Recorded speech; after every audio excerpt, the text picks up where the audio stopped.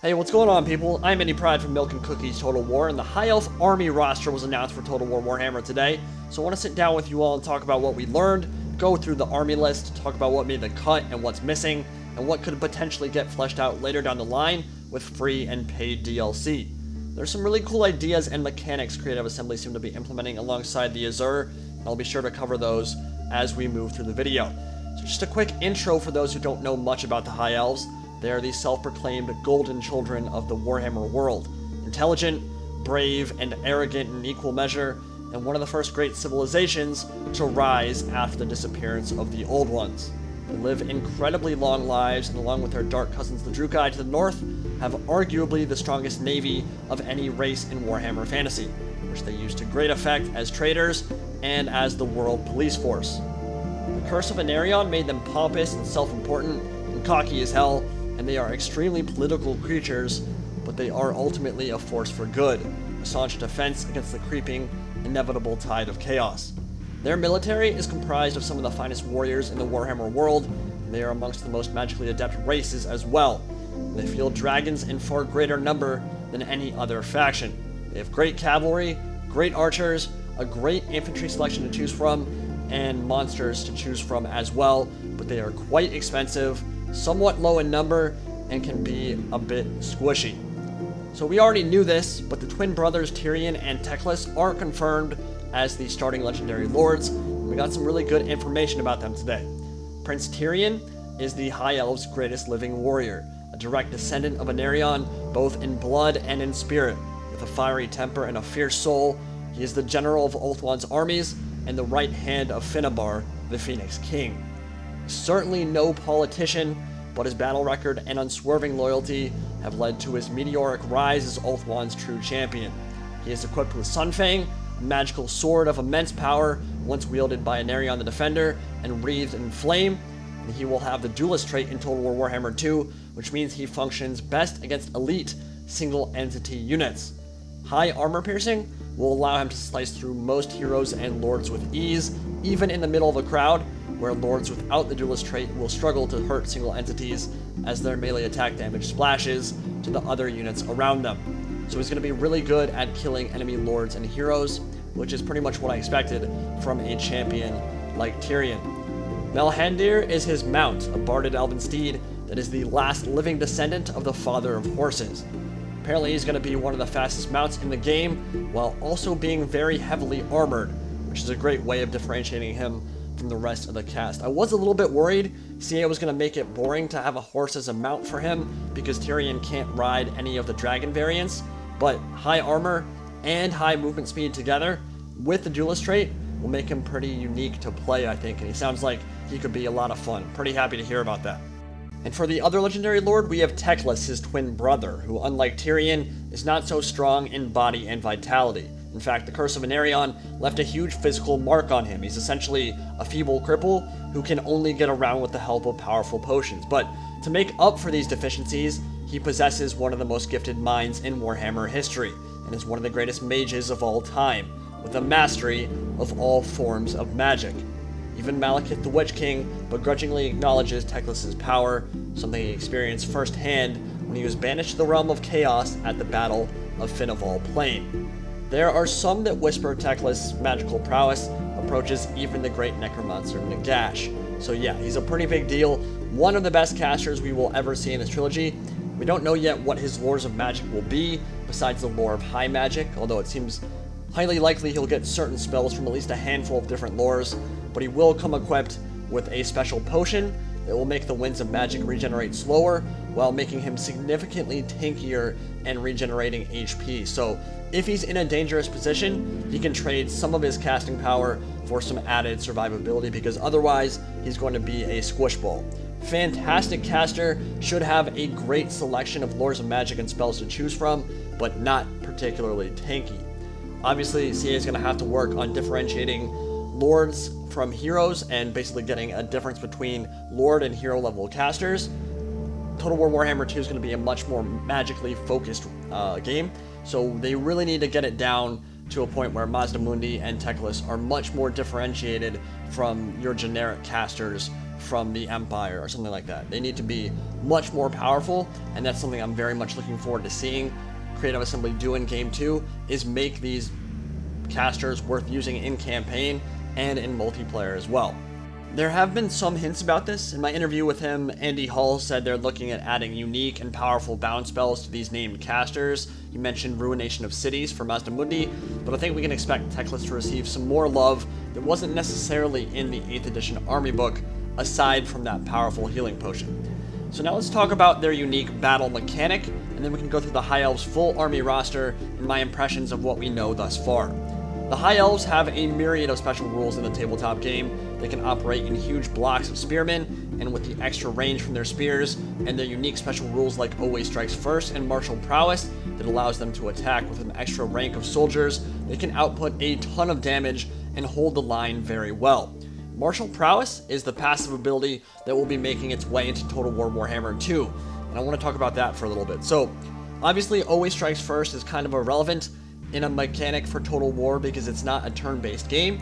During battle, it's going to be live, so both teams are attacking at the same time.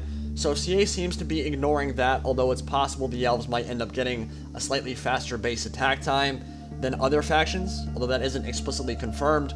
But one thing we do know is going to be in the game is Martial Prowess, which is a passive that grants plus 50% charge resistance and plus 12 melee defense when hit points are higher than 50%, and the High Elves will lose that buff once their HP drops below that 50% threshold.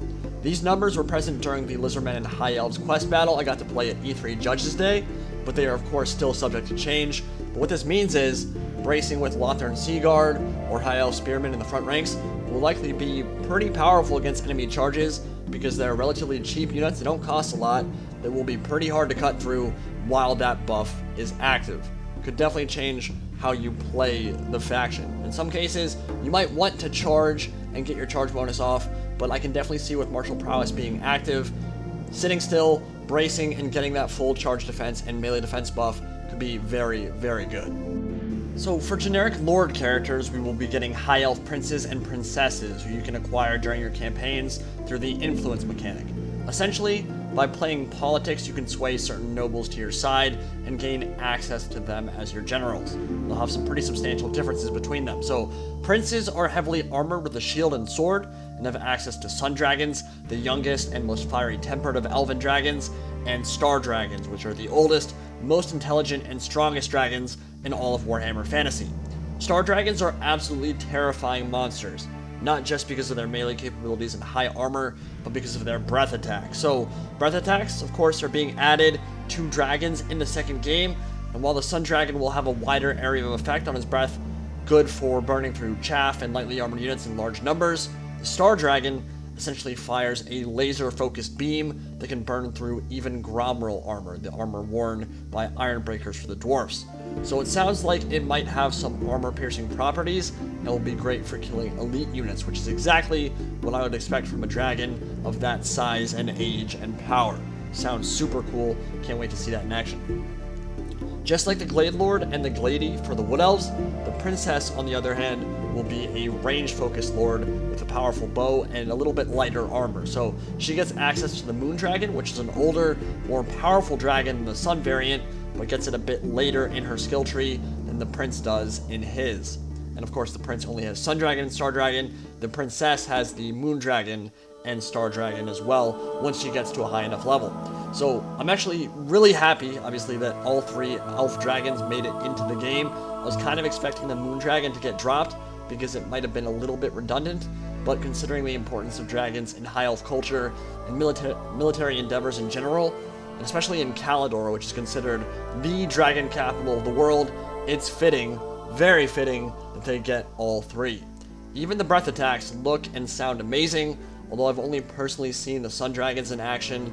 I think that the Star Dragon one sounds incredibly cool, and the fact that each of them have their own breath attack, which sound like they'll have their own properties as well, it's really nice. It sounds like they're getting, finally, the care and love that dragons deserve. So hopefully, not just on the breath attack front, but from a stats perspective, these dragons will be made a little bit more viable than they are in the current Total War Warhammer multiplayer metagame. Not that they can't be effective in campaign or multiplayer currently, but I think there is a general consensus that they're not quite up to snuff to where they should be. So for heroes, the Lore Master of Hoeth is the most surprising option and a very nice addition, a mage and melee hybrid that is considered one of the strongest heroes to date by Creative Assembly and armed with a greatsword. If CA goes with 8th edition tabletop, you will have access to all 8 signature spells from the Winds of Magic, and it sounds like he might actually get all of those, so that would be pretty cool. CA essentially said he is a Lord level character in a hero's body, so very excited to see him in action, especially if he gets all 8 signature spells. Mages and nobles will be the other 2 hero types. Moving on to melee infantry, High Elf Spears, White Lions of Trace, Sword Masters of Hoeth, and Phoenix Guard are our 4 options.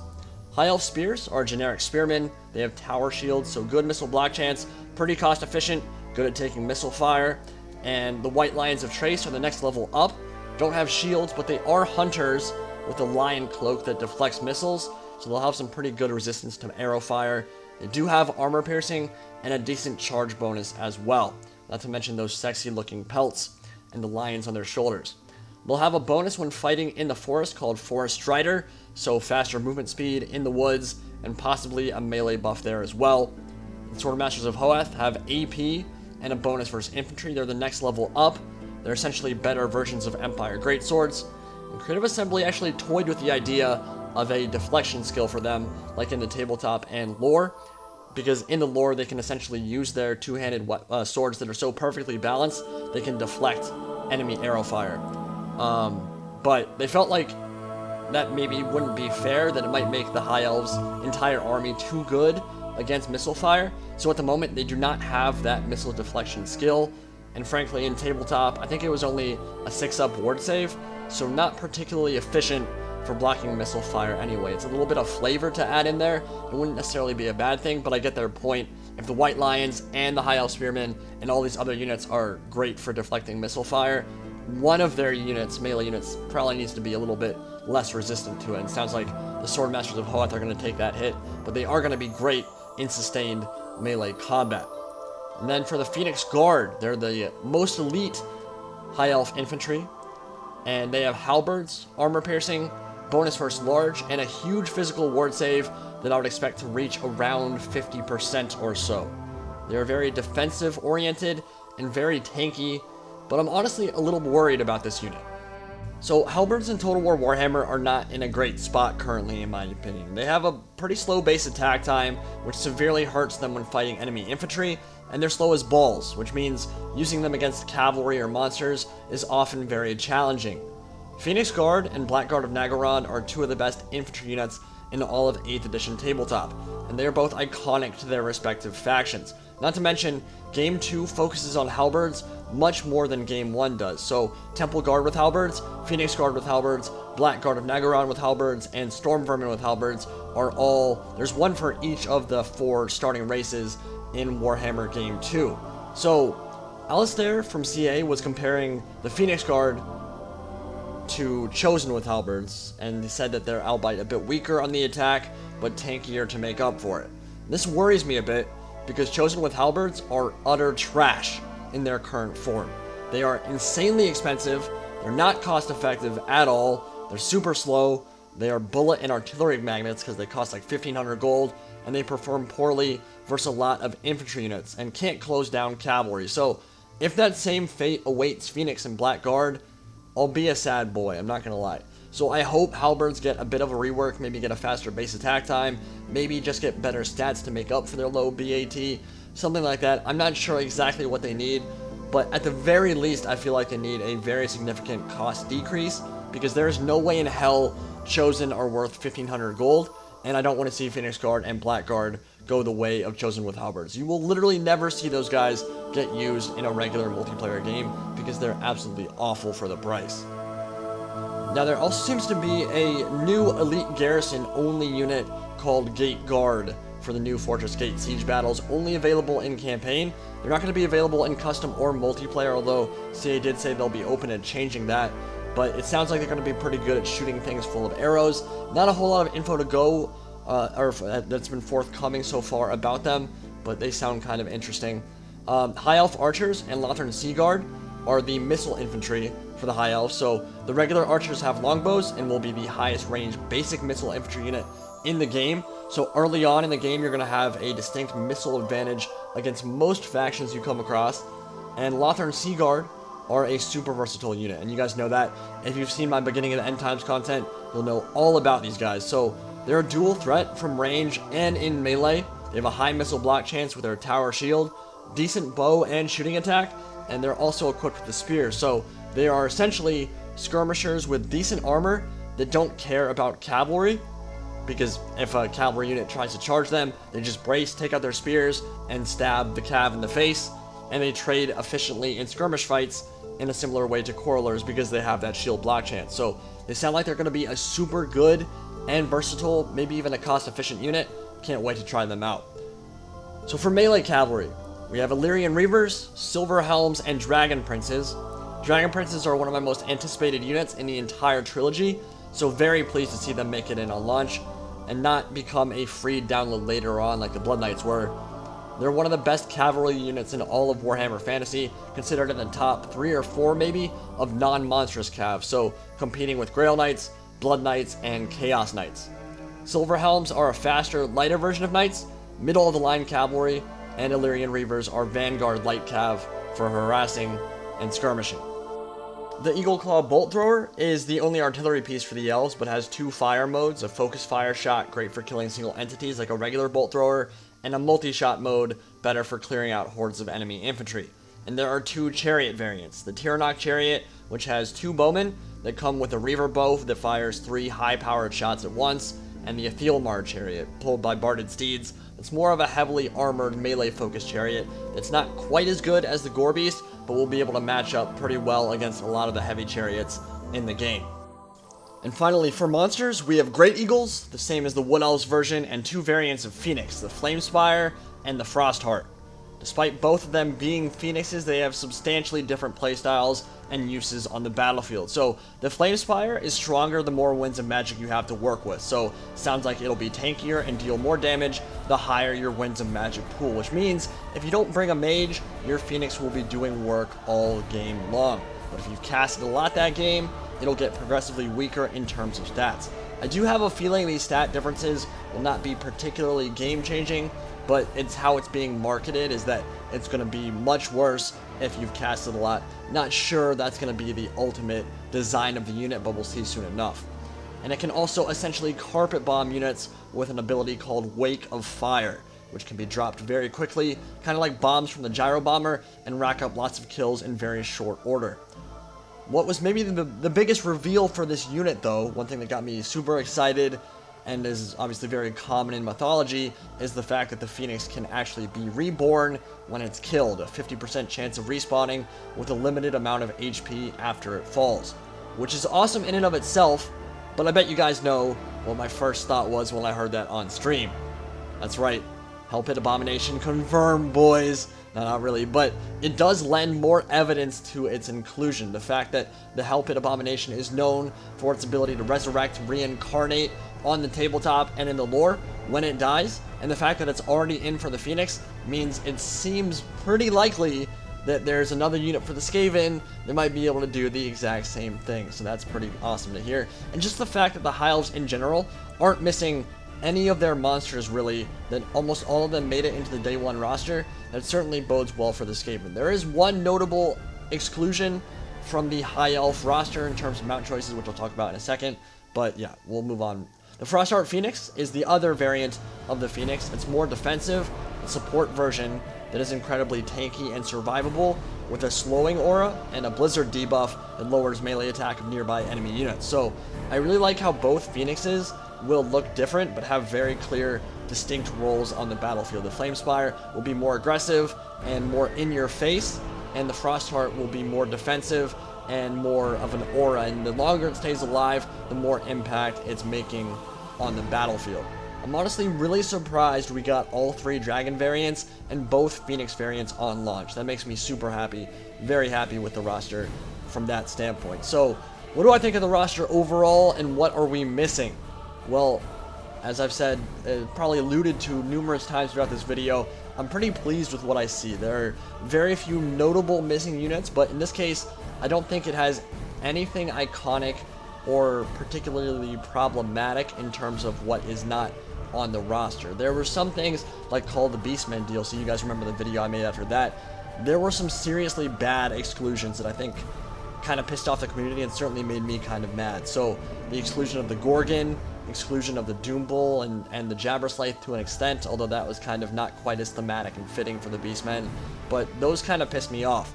But I don't think there's anything similar here that I looked at and said, wow, I'm really mad that that's not in the game on launch. Obviously, I would prefer to have everything on the roster in there right away, but they're going to be holding some stuff back for DLC and free LC. And of course, the final roster isn't necessarily the one that got introduced here. Remember that every single faction for Game 1 got something additional when compared to its initial roster reveal. So Runesmiths and Rock Lobbers, for instance, weren't on the initial roster releases. So what is actually missing for the High Elves here? Well, for Lords, we have Anointed of Azurian that are missing. They're essentially supercharged Phoenix Guard Lords, and Archmages are also missing as well. Not the biggest deal unless Lords and hero level casters become hugely differentiated, but it sounds like the Lore Master is going to have kind of what the Archmage does anyway, but will be more of a versatile, more powerful version. Griffins are suspiciously missing as mounts. I think that's a little bit weird because they're already in the game for the Empire, and so reskinning them would be pretty simple. So I wouldn't be surprised if they make it into the final roster, but we'll see soon enough. I mean, they might have felt like Griffins are kind of redundant when you're looking at the Princess and the Prince's skill trees when they already have 3 dragon mounts. Griffin doesn't necessarily fit in there, but I would be surprised if the Griffin didn't make it in for one of the heroes or Lord level characters in the game. I think it would just be kind of a weird omission because they just have to recolor it, and it's effectively, that work's already done for you. But we'll see. Missing special units include Shadow Warriors, White Lion Chariots, and Lothern Skycutters. And for heroes, Dragon Mages and Handmaidens of the Everqueen and Sea Helms are missing. And for rare choices, the Sisters of Avalorn are missing as well. So from a free download and DLC perspective, there are a couple of really clear choices. As I've said before, I think a Queen and the Crone Lord pack between Galariel the Everqueen and Crone Hellebron of the Dark Elves is incredibly likely, almost guaranteed at this point. And Handmaiden of the Everqueen and Sisters of Avalorn fit literally perfectly into that Lord pack, so I would bet 99.9% certainty that will be one of the first Lord packs we see for Total War Warhammer 2. Sisters of Avalorn being one of the most powerful shooting units in all of Warhammer Fantasy, they have flaming shots that pierce armor and have very long range, and I think Shadow Warriors fit pretty perfectly in a Alathanar free download pack with Shadow Warriors coming alongside. He's just not a hard Lord to include as free content, I don't think. He's pretty unique, got his own playstyle, but he wouldn't be hard to implement. And I think the Lothern Skycutter would have been a really fun unit. It does have a unique role as a flying chariot, pretty unique. So I definitely like to see it get added at some point, but really not a whole lot of missing units or anything that I would really consider incredibly iconic on that list there. I think if this roster was released for Game 1 on launch day, people might be a bit more scared that we might never see some of these missing units, but now that we know how CA handles the DLC and free content, I really can't find myself getting particularly worked up about any of these missing units. I think the missing units, or the missing Griffins, is kind of strange, but CA might have felt like 3 dragon variants as mount choices was good enough, right? And that a Griffin might be a little bit redundant in that skill tree for the princes and princesses, but more choice is always better, and so I definitely see, at least for mods, Griffins will definitely get added to the High Elves roster. I would definitely prefer if CA added those for some of the Lords at some point, probably, hopefully on launch. And I'd be kind of surprised if they weren't included in the final roster for at least one of those hero units. Because they just need to be reskinned from the Empire versions, right? It's already in the game, it's already an asset that's been made, not hard to add. Ultimately, the High Elves are one of my favorite factions in Warhammer Fantasy, certainly in my top 3. I think they're sounding really good right now, and feel like the current roster reflects their tabletop roster and lore quite well. The only glaring hole in their army list that I feel like should definitely have filled on launch is a longer range, more powerful variant of Archer, which is filled by the Shadow Warriors and Sisters of Avalorn, but neither of those appear to be like they'll be in the army list when the game goes live. which is unfortunate. I'd like them to be there, but the sisters are almost guaranteed as DLC with the Everqueen, and I do think Shadow Warriors and Alephanar will come as free content not too long after launch. Hope you guys enjoyed the video and look at the High Elves roster and a few of their mechanics in Game 2. Let me know what you think of the current roster. Do you feel like any of these missions are really bad, or are you happy with what you've seen so far? Let me know in the comment section below. I'll see you all in the next video. Indie Pride signing out for now.